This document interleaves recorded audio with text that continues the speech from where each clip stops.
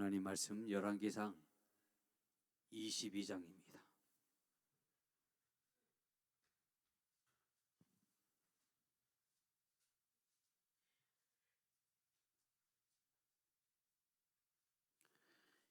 열왕기상 22장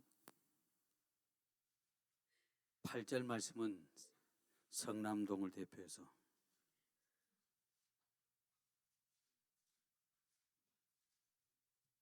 한 분이 읽어주시고요. 그리고 13절은 가자동. 자, 우리 8절 말씀 성남동 안 보여요?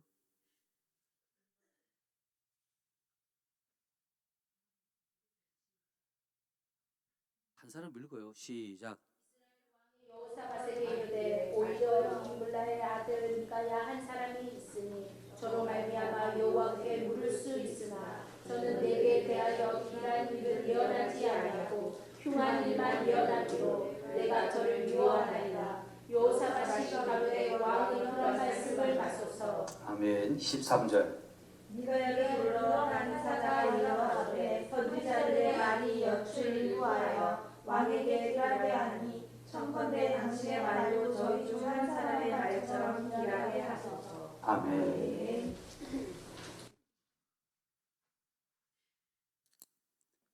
매일 같이 읽다가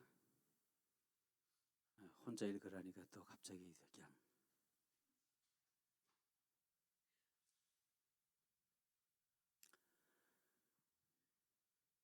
오늘 열왕기상 22장에 나타난 말씀 가지고 우리 함께 나눌 말씀은 충성스러운 일꾼이라는 말씀으로 말씀을 함께 나누기를 원합니다. 하나님은 언제나 충성스러운 일꾼들을 원하시고 찾으시고 하나님은 그 충성된 일꾼들을 세우십니다. 충성스러운 종, 일꾼이라는 것은 다 드리는 것만은 아닙니다.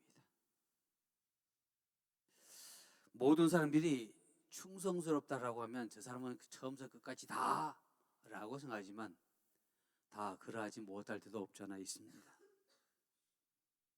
여러분이 잘 아시는 선지자 엘리야가 바알 선지자들과 싸워서 이제 그 싸움에서 이겼습니다. 이기고 난 후에 이제 모든 것이 다 풀어질 줄로 알았는데 여러분이 잘 아신 것처럼 그러나 그와 반대로 이세벨의 반응에 놀라서 하루아침에 엘리야는 기가 죽었습니다. 기가 죽었다 그래야 되나 불이 껐겠다 그래야 되나요? 그 엘리야가 주님 앞에 이렇게 기도합니다. 하나님, 내가 족하오니 여기서 내 생명을 거두어 가시옵소서. 나 지금까지 주님이 날 쓰신 거 참 고맙고 감사합니다. 이제 내 때가 다 된 것 같습니다. 나를 데려가십시오. 그 소리를 들으신 그 하나님께서 엘리야에게 이렇게 속삭입니다. 엘리야야, 아직 바알에게 절하지 아니한 자가 7,000명이나 있어 라는 말씀을 엘리야에게 던졌습니다. 그 말은 과연 뭘 의미할까요? 내가 지금까지 바알에게 절하지 아니하고 나름대로 믿음을 지키고 하나님의 마지막 그 일을 위해서 바알 선자들을 850대 1과 싸워서 당당히 이겼는데 그걸로 다 끝난 줄 알았는데 오히려 이세벨이 나를 죽인다는 그 말에 하나님, 난 이제 할 만큼 했습니다. 그래 더 이상 못합니다. 더 이상 못합니다 라기보다도 이제 나를 데려가십시오. 근데 하나님이 우시셨습니다. 야, 너 그만한 것 가지고 그러냐? 너는 선지자가 아니냐? 근데 내가 이런 소리 들으면 좀 충격을 받아야 되지 않겠니? 라고 말씀하시며 바알에게 절하지 않는 자 7천 명이 있다고 했습니다. 거기에는 이름도 없고 빛도 없고 그냥 일반 성도들입니다. 너는 선지자야. 그러나 선지자 아닌 자들도 7천 명이나, 한두 명도 아니고 7천 명이나 바알에게 절하지 않는 자가 있다는 것을 너는 모르지. 너는 당연히 해야 할 일을 한 것뿐이고 당연히 너가 한 일을 했기 때문에 그 당하는 것도 당연하다라고 생각하고 그냥 넘어가면 어떻겠냐. 왜? 앞으로 할 일이 있으니까. 우리가 하나님의 나라를, 하나님의 성전을 일하는 모든 사람들 보면 앞에 서서 일하는 사람은 내가 가장 많이 일한 것 같지만 지금 주님께서 말합니다. 야, 아니야. 너는 앞에서 일해서 많은 사람이 욕도 먹고 때로는 칭찬도 듣지만 그러나 말 없이 뒤에서 기도하고 말 없이 뒤에서 헌신한 자들이 있다라고 지금 말씀하고 있는 겁니다. 하나님께서 어떻게 나를 사용하실까? 기왕 나를 사용하실 거면 멋있게 사용했으면 좋겠다라고 하는 마음이 저와 여러분에게 누구에게 다 있을 겁니다. 그러나 하나님께서는 때로는 선지자들처럼 앞에 세워서 일 시킬 때도 있지만 때로는 이름도 없이 빛도 없이 바알에게 절하지 아니하는 그 7천 명처럼 나를 쓰실 수도 있다는 사실. 그러나 분명히 기억해야 할 것은 다른 사람이 나를 기억하든 기억하지 않든 상관하지 마십시오. 여러분의 진실로 주님 안에서 주님 위하여 헌신하고 희생했다면 주님이 기억하셨습니다. 하나님이 엘리야만 기억하신 것이 아니라 바알에게 절하지 않은 7천 명의 이름을 다 기억하고 있었다는 얘기입니다. 바로 하나님은 그러하신 하나님. 너무 대화나 표현하지 않아도 때로는 내 신앙이 성장하지 않은 것 같아도 때로는 모든 일을 내가 다 간섭하고 내가 다 하는 것 같아도 하나님 보실 때는 동일하다라는 얘기입니다. 상급은 똑같다는 얘기입니다. 끝까지 완주한 자에게는 주님께서는 상급을 같이 주신 그 하나님. 사도 바울은 고린도 교인들에게 말하기를 맡은 자에게 구할 것은 충성이다. 믿음에 따라서 내게 주어진 일 내가 잘 감당하는 것이 바로 그것이 충성된 자다. 맡은 자의 할 도리다 라고 성경은 우리에게 말합니다. 근데 고린도 교회는 여러분이 잘 아신 것처럼 하나님의 다양한 다른 어떤 지역의 교회들보다도 고린도 교회 교인들에게는 다양한 은혜와 은사가 정말 많이 나타났습니다. 그래서 사도 바울은 고린도 교회들에게 편지하면서 고린도전서 12장에 각 은사에 대해서 쭉 얘기하면서 이것은 한 성령이 우리에게 임하시면 각자 나타나는 건 다 다르다. 그러나 근본은 하나다라고 그렇게 얘기합니다. 근데 이 고린도 교회가 각자의 그 받은 은사에 따라서 내가 이 내 은사가 능력을 행하는 은사가 가장 크고 이 은사 가장 크고 그런 것이 문제가 되었던 교회가 바로 고린도 교회입니다. 그리고 내가 누구를 통해서 은혜 받아서 이 은혜가 나타났고 내가 누구를 통해서 은혜를 받았는데 내가 받은 은혜는 이러한 거다. 그런 것 때문에 또 많은 문제가 있었습니다. 그래서 사도 바울은 고린도 교회에게 편지하면서 13장에는 사랑에 대해서 말합니다. 사랑에 대해서 말하면서 믿음도 중요하고 소망도 중요하고 은사도 중요하고 다 중요하다. 그러나 그 중에 제일은 뭐라고요? 사랑이다 라고 말합니다.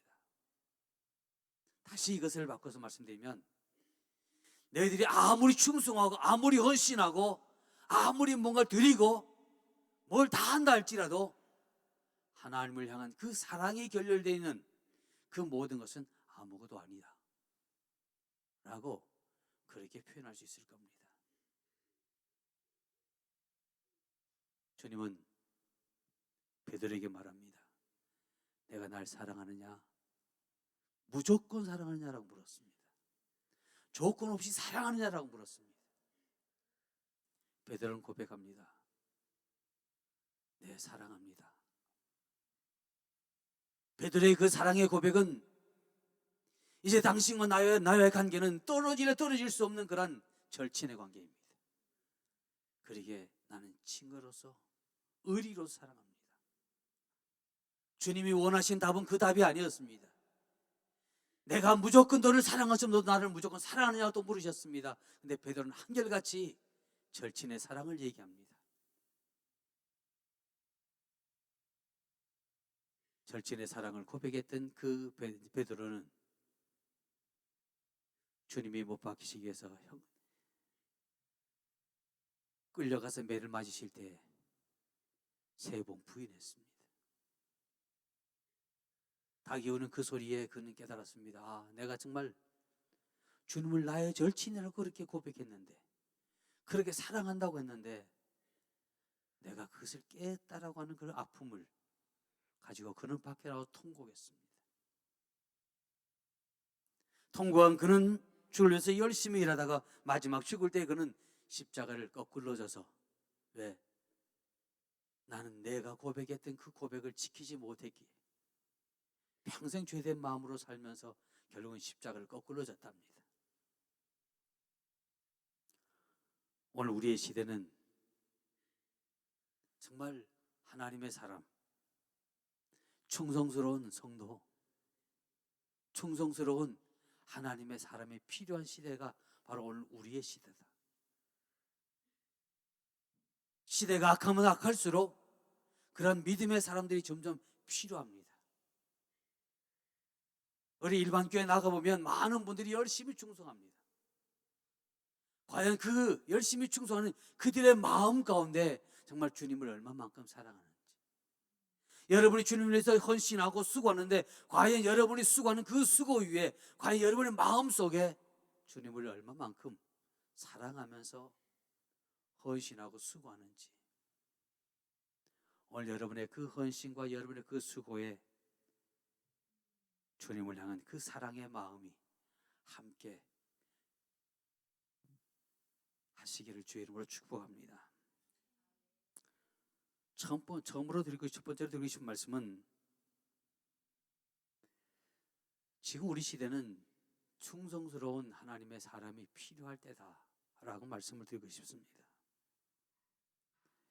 여러분이 22장 1절에 쭉 읽어보면 지금 북이스라엘과 남유다가 국가적인 위기를 당했습니다. 시리아가 일어나서 북이스라엘과 남유다를 공격해 온다는 그런 소식입니다. 우리가 아무리 머리를 짜도 저들과 싸워서 이길 만한 그런 능력이 절대로 못했습니다. 그러다가 두 나라의 왕들이 이렇게 얘기합니다. 이제 우리 연합합시다. 원래 우리는 다윗의 한 줄기가 아니냐. 다윗의 한 줄기였다가 지금 두 나라로 갈라졌으니 우리는 누가 뭐라 그래도 같은 형제국입니다. 그러니까 우리 두 나라가 서로 힘을 합해서 시리아의 위협을 막아보자라고 이제 그렇게 의논합니다. 그때 유다 왕이 우리가 정말 저 시리아와 싸워서 이길 수 있을까 없을까 하나님께 물어보자 라고 제안합니다. 그때 북이스라엘 왕이 선지자 400명을 데리고 왔습니다. 저들에게 물었습니다. 자, 우리가 저 시리아와 싸워서 이길까요, 질까요? 하나님께 좀 여쭤봐라 라고 얘기합니다. 근데 400명의 선자들이 왕이여 올라가소서, 왕이여 연합해서 올라가소서, 그리하면 우리가 그 전쟁에 대승을 거두겠습니다 라고 지금 그런 명령을 하나님 말씀이 떨어졌습니다. 그런데 그때입니다. 유다 왕이 혹시 북이스라엘 왕에게 혹시 다른 선지자가 없느냐고 또 묻습니다. 그때 말합니다. 있긴 있는데 걔는 좀 별로입니다. 선지자라고는 하는데 그 선지자의 말은 별로 듣고 싶지 않습니다. 왜? 그는 내 앞에서 예언할 때마다, 하나님 말씀이라고 예언할 때마다 그는 길한 얘기보다도 흉한 얘기를 훨씬 더 많이 했습니다. 그러기에 걔는 아예 제쳐놨습니다. 그래서 아예 부르지도 않았습니다. 그리고 아예 없인 얘기입니다. 그 사람이 누구냐라고 물었더니 바로 미가라고 하는 선지자입니다. 유다 왕이 그 사람 말도 한번 들어보고 싶다고, 그 사람 말도 들어보고 싶으니까 좀 데려오면 안 되겠냐라고 또 간청합니다.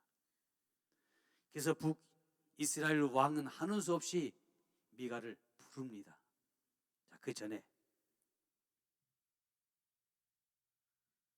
400명이 전쟁하면 이긴다라고 했다면 그 한 사람의 말을 들어볼, 민주주의에서 보면 들어볼 이유가 없죠. 왜? 가반수 훨씬 넘었으니까. 그것도 잘못되어질 수 있다는 사실을 우리 성경은 우리에게 많은 부분 보여줍니다. 이스라엘 백성이 출애굽을 해서 가나안의 문 앞에서 12명의 정통원을 보냈을 때 12명의 정탐꾼이 다 돌아보고 나서 보고할 때 10명의 정탐꾼과 2명의 정탐꾼의 보고 내용은 전혀 달랐습니다. 10명의 정탐꾼은 우리가 가나안에 들어가면 우린 저들의 밥이다라고 하지만 그와 반대로 2명의 정탐꾼은 저들이 우리의 밥이라고, 우리가 올라가자고, 우리 전쟁에 반드시 승리할 수 있다라고 말했습니다. 근데 이스라엘 백성들은 가반수 이상의 다수결에 의해서 저들은 다시 광야로 다시 내려갔습니다. 여러분이 잘 아신 것처럼 그 결과로 인해서 출애굽할 때에 기성세대에 있던 그들은 2사람만 빼고 광야에서 다 죽었습니다. 하나님이 진실로 원하셨던 것은 그 출애굽했던 모든 이들이, 기성세대인 모든 이들이 다 가나안 땅의 주인공 되기를 원하셨습니다. 근데 저들이 마지막 그 순간에 저들은 광야로 다시 돌아감으로 하나님의 마음을 상했습니다. 그래서 그들을 결국은 광야에서 다 죽어져 갔습니다. 그리고 기생세대 아닌 새로운 신세대들이 광야에서 태어나고 애굽에 출애굽은 했지만 그러나 아직까지 어린 그 자녀들이 결국은 가나안 땅의 주인공이 되고 말았던 사실 우리는 너무나도 잘 압니다.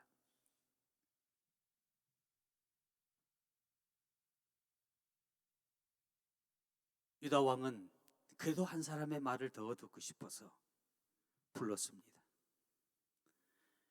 그때 바로 북이스라엘 왕이 또 얘기합니다. 길한 일은 예언하지 아니하고 흉한 일만 예언하기로 내가 저를 미워한다. 내가 미워하는 자니까 당신도 미워하라는 얘기죠. 그러면 사람을 지금 보냅니다.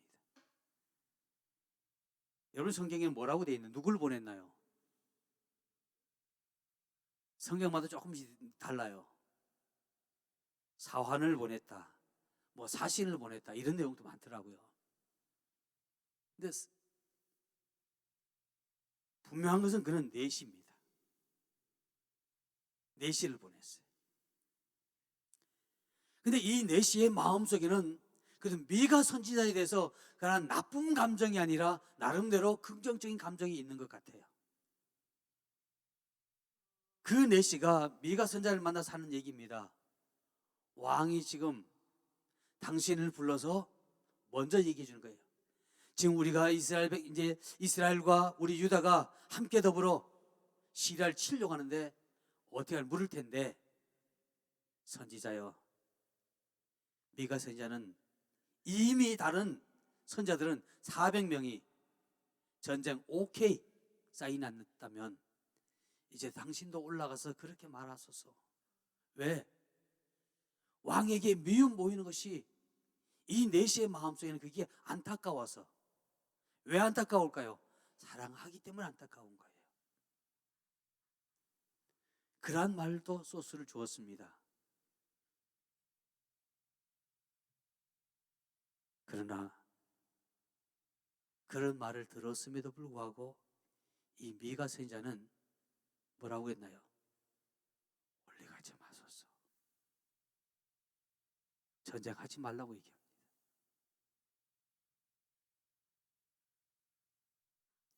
그러면서 결국은 전쟁을 나가면서 뭐라고 얘기했나요? 북이스라엘 왕이 미가를 옥에 가두라고 말하면서 내가 다시 올 때까지 저를 아주 힘들게 하고 아주 힘든 물, 다시 뜨거운 물인가 봐요. 그것을 먹게 하라. 근데 여러분이 잘 아신 것처럼 결과적으로 북이스라엘 왕은 그 전쟁터에서 돌아오지 못했습니다. 아합 왕은 돌아오지 못했어요. 만일 미가 선지자의 그 말을 들었다면 그는 전쟁 나가지 않았을 거고 그는 또한 죽지도 않았을 겁니다. 그냥 우리가 하려고 하는데, 아니 내가 하려고 하는데 내가 하고자 하는 그 일마다 반대하는 미가가 싫어서 그는 거절했습니다. 행여나 저와 여러분이 나는 이렇게 하고 싶은데 주의 말씀이 이렇게 하지 말라라고 했을 때 여러분 마음속에 상함이 있다면 내가 곧 아합이 될 수도 있다는 사실을 기억하십시오. 하나님 말씀은 우리를 살리는 겁니다. 하나님 말씀은 우리에게 생명을 주는 겁니다. 하나님의 말씀은 지금은 내가 좀 어렵고 힘들고 고달플지는 모르지만 그러나 시간 지나면 새로운 생명으로 우리를 축복하는 말씀입니다. 제가 시인의 이름을 잘 기억 못하는데 뭐 한 송이의 꽃을 피우기 위해서 김소월이에요? 서쪽 새는 이렇게 울었는가 보다. 어쩌면 여러분의 삶 가운데 정말 힘들고 어려운 나는 하기 싫지만 그럼에도 불구하고 내게 들려졌던 그런 시끄러운 그 소리들, 내게는 시끄러운 소리입니다. 왜 그랬을까? 한 송이의 꽃을 피우기 위해서, 내 삶 가운데 하나님의 놀라운 역사를 이루기 위해서 하나님이 그런지 어떻게 알겠냐는 얘기입니다. 지금 당장을 바라보지 않고 진실을 대별할 수 있는 여러분 되어지기를 주의 이름으로 축복합니다. 지금 당장은 보지 않고 묵묵히 하나님 앞에 바로 서서 말씀을 선포할 수 있는 그러한 하나님의 사람들을 하나님 찾고 계십니다. 또한 그러한 일에 여러분이 쓰임 받으시기를 주의 이름으로 축복합니다. 두 번째 들으신 말씀은 그럴 때 사람의 말을 개의치 않고 하나님의 말씀을 그대로 전달하는 여러분에게, 미가에게 어떤 일이 찾아왔습니까? 옥에 갇혔어요. 미가는 아합 왕을 살리기 위한 전략입니다. 그게 하나님의 계획이었습니다. 근데 그는 그 소리가 듣기 그렇게 싫었어요. 듣기 싫어서 그냥 본인 혼자 그냥 전쟁터에 나간 것이 아니라 미가는 옥에 가두어졌습니다. 저 오늘날 우리의 시대도 동일합니다. 나 하나 듣기 싫은 거 그걸로 끝나지 않고 내게 하나님의 소리, 하나님의 말, 바른 소리 했던 그 사람들이 내 속에는 뭐가 생겨요? 미워지는 겁니다. 아우, 또 잔소리다.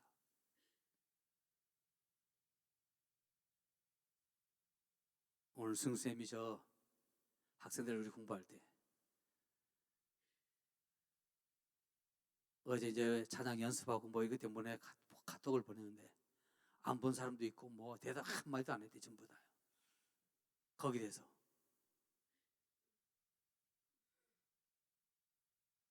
내가 해야 할 도리를 지금 말하는 겁니다. 그런데 애들은 지금 거기에 전혀 답을 하지 않습니다. 전만 여러분이 카톡할 때 답장을 안 하면 화가 나는 줄 알았더니 우리 승수님도 화가 나더라고요.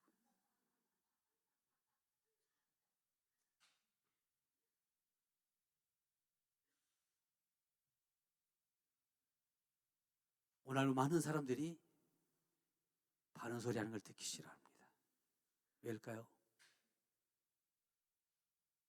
내가 힘들고 어려울 때는요 말 잘 듣습니다.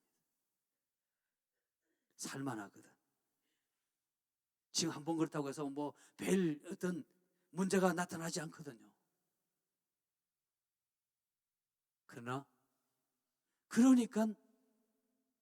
반응을 하지 않는 겁니다. 여긴 화분도 마찬가지입니다.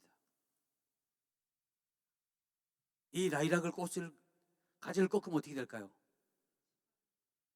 사실 꺾는 순간 이미 걔는 죽은 애예요.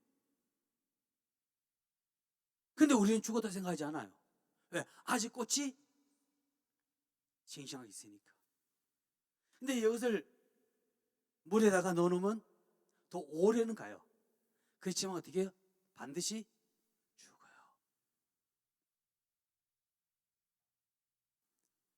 여러분이 진실로 내가 하나님의 사람이고 내가 하나님의 놀라운 일을 여러분이 감당하기를 원한다면 이제 우리는 누구에게든지 하나님의 그 말씀을 바로 증거할 수 있는 저와 여러분 되어지기를 주의 이름으로 축복합니다. 근데 왜 아합 왕은 미가에 대해서 옥에 가두라고 했을까요? 옥에 가두려고 하는 그 순간에 아합 왕이 눈이 확 열려서 전쟁터에 막 나가고 자기가 오히려 거기서 큰 저기 화살에 맞아 죽는 그 환상을 봤다면 놀랐을 거예요. 그죠? 아, 이게 진짜구나. 오늘 미가의 말이 진짜구나라고 해서 조금 뭔가 경계를 했을 거예요. 우리가 내 마음속에 왜 내가 보지 못하니까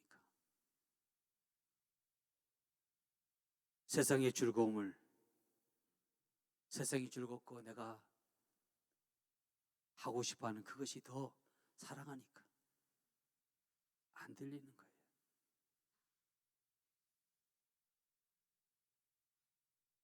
종교적인 지도자 그리고 그런 성도들은 내 귀에 좋은 소리만 들어주기를 원합니다.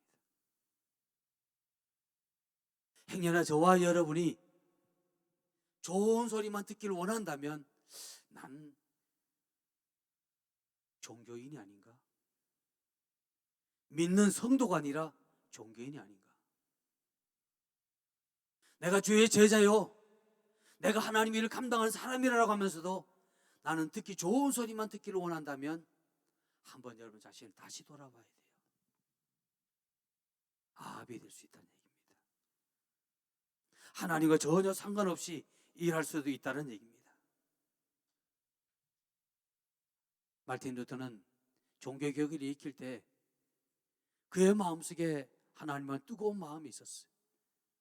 그걸 교황에게 수차례 고했지만 다 묵살되고 말았습니다.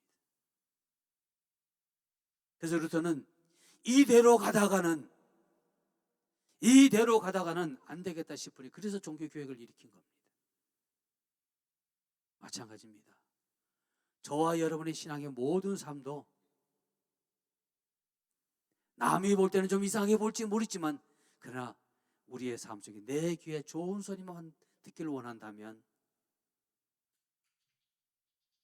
저 이북에 있는 김정은하고 뭐가 다르겠어요? 누가 김정은에게 바른 소리를 못한대요. 그래? 너 왜 내인데 기분 나쁜 소리 해?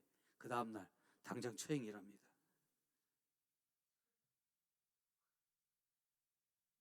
시편 17편 3절 말씀에 주께서 내 마음을 시험하시고 밤에 내게 오시어서 나를 감찰하시었으나 흠을 찾지 못하였사오니 내가 결심하고 입으로 범죄치 아니하리이다.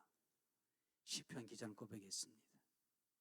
내 마음의 중심이 흐트러지지 않았다.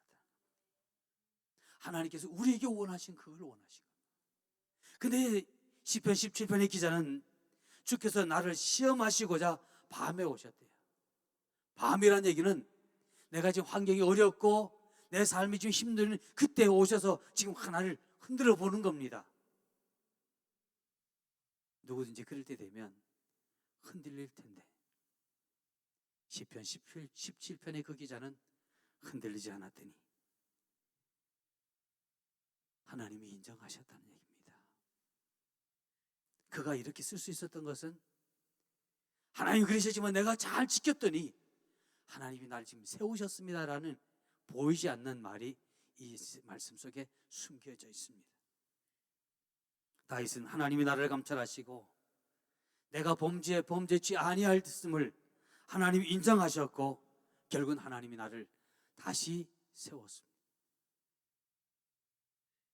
시대가 지나가면 누구든지 그 말을, 그 사람의 말, 그 사람의 행적을 잃어버립니다.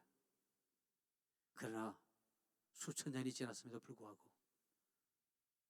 다윗에 대한 마지막 그 순간까지 하나님은 다윗에 대해 잊어버리지 아니하시고 마지막 때에 무너진 다윗의 그 장막을 회복하리라.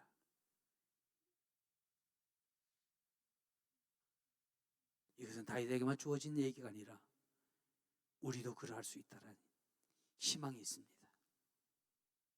여러분도 그러한 반열에 설 수 있으시기를 다시 한번 주의 이름으로 축복합니다.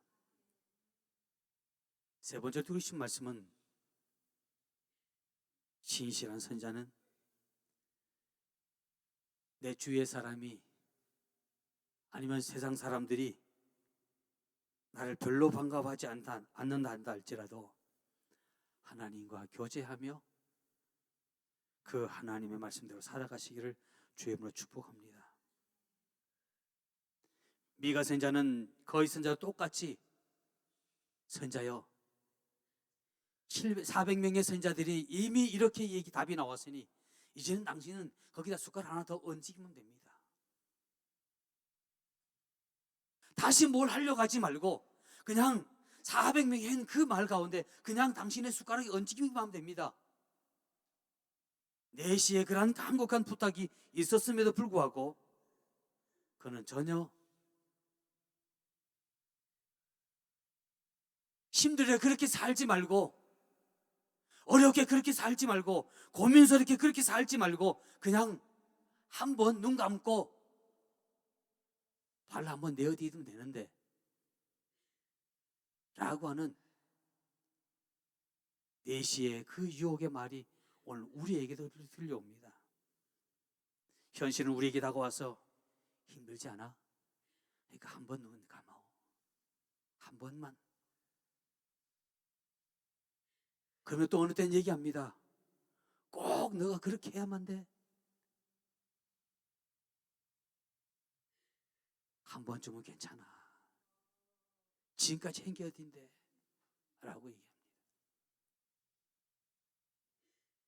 어떻게 하시겠습니까? 내가 세상과 타협할 건지 안 할 건지 주님의 말씀대로 살겠습니까? 아니면 나는 세상과 타협하겠습니까?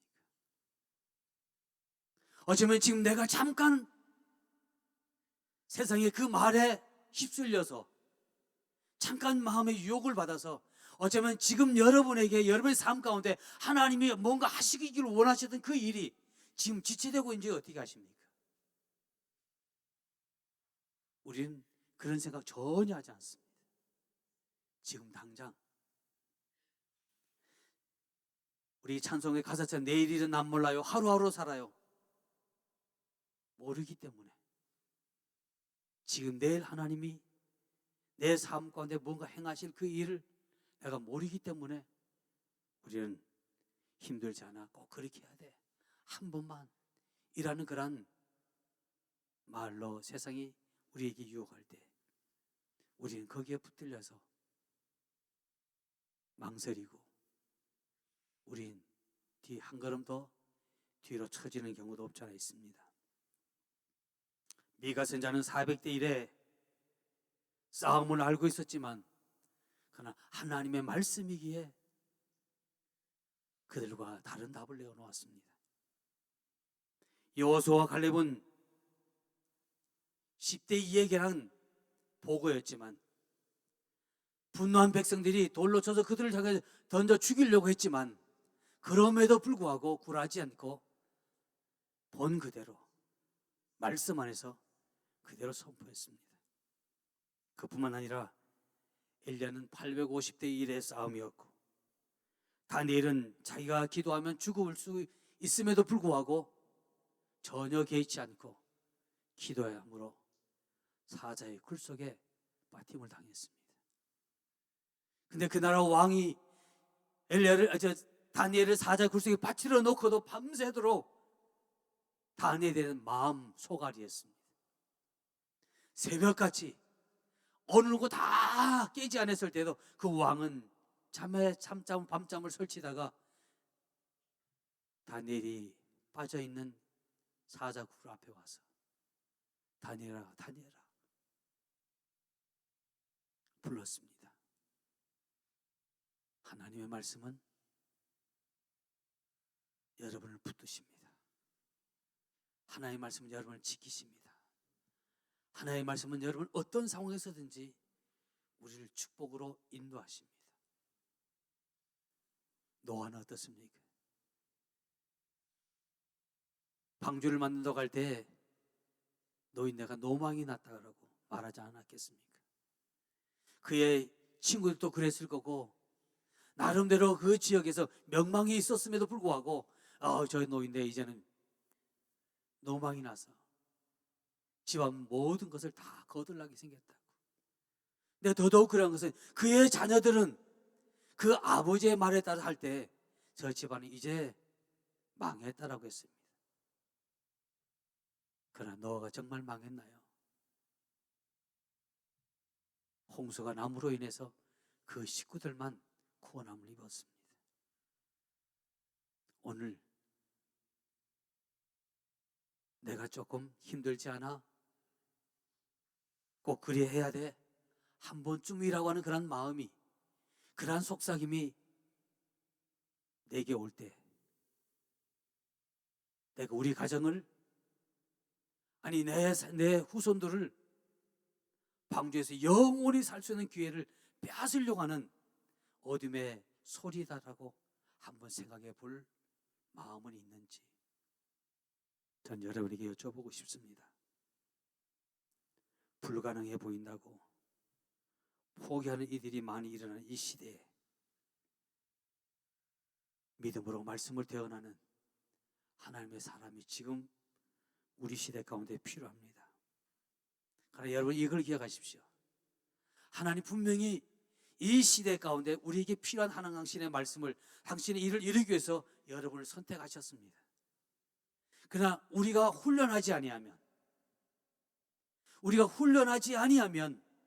우리는 그 일을 감당하지 못합니다. 제가 결혼 전에는 생선은 거의 입에 대지 않았습니다. 비린내가 나서. 근데 지금은 생선을 잘 먹습니다. 생선을 좋아하는 아내를 만나서 살다 보니까 그리고 아내가 해준 그 생선을 내가 안 먹다, 제일 처음에는 안 먹었어요 사실은. 근데 그 어느 순간 그거 안 먹는 것도 그것도 예의가 아니다, 부부간의 예의가 아니다 싶어서 먹기 시작하다 보니 지금은 잘 먹어요. 이것도 훈련입니다. 처음에는 싫었지만, 처음 비린내가 났지만 먹다 보니까 마찬가지입니다. 처음부터 큰일 날 사람은 없습니다. 작은 겁니다. 하다 보면 작은 것부터 우리가 순종하다 보면 하나님 오늘 말씀하실 때 우리 직감적으로 알게 되면 이건 하나님께서 뭔가 내게 지금 우리 가정에 우리 환경에 무언가 하나님이 일하시기를 쌓임을 알게 됩니다. 그러나 그 훈련이 되어지지 못한 사람은 그 사인을 알아챌 수가 없습니다. 마지막 결론의 말씀을 드리려고 합니다. 주의 날이 다가올수록 주님께서는 충성스러운 하나님의 사람들을 더 원합니다. 그러나 불행하게도 지금 우리 시대에 하나님의 은혜가 부어지고는 있지만 불행하게도 많은 이들이 그 은혜를 받고도 그 은혜를 필요에 따라서 적용합니다. 하나님의 필요에 따라 적용하는 것이 아니라 나의 필요에 따라서 적용하고 살아갑니다. 세상의 유혹이 거센 파도가 우리 가운데 다가오지만 때로는 명예, 때로는 물질, 때로는 육체의 유혹이 우리에게 다가오지만 그럼에도 불구하고 뿌리칠 줄 아는 저와 여러분 되어지길 바랍니다. 주님은 지금도 우리에게 말씀합니다. 이사야 6장 8절 말씀에 내가 또 주의 목소리를 들으니 주께서 이르시되 내가 누구를 보내며 누가 우리를 위하여 갈고 하시니. 주님 지금도 말씀하십니다. 내가 누구를 보내며 누가 나를 위해서 갈고 라고 하는 그 소리 들을 수 있으시기를 주 여러분 축복합니다. 그 소리를 들어야만 우린 이 시대 속에서 살아남습니다. 그 시대를 들어야지만 하나님의 기적을 봅니다. 많은 이들은 지금 하나님께서 하시는 그 일 가운데 하나가 지금 물건이 믿지 아니한 자들에게서 믿는 자들이 옮겨가는 시대다. 그런 흐름의 시대라고 합니다. 그럼 누구에게 올까요? 나 교회 다니니까? 아니요. 내 형편이 아직까지 이런데 뭘 어떻게? 아니요. 주님이 하시면 됩니다. 그러나 그것은 우리가 누가 갈 거라고 할 때 제가 여기 있습니다. 나를 보내소서 할 수 있는 그러한 이들에게 하나님은 주시고 세우셔서 마지막 시대를 아름답게 장식하리라 믿습니다. 기도하시겠습니다. 거룩하신 아버지 하나님,